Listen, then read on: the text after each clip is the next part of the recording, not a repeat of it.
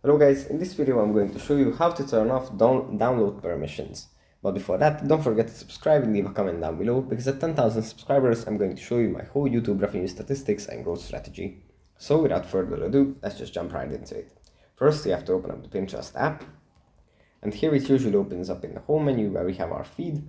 But from here we have to go into the saved menu, and then in the saved menu in the top right corner we find a little cog. We tap on this.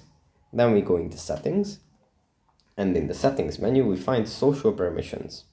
If we tap on this and scroll down to the bottom of the list, we can turn on ID pin downloads, and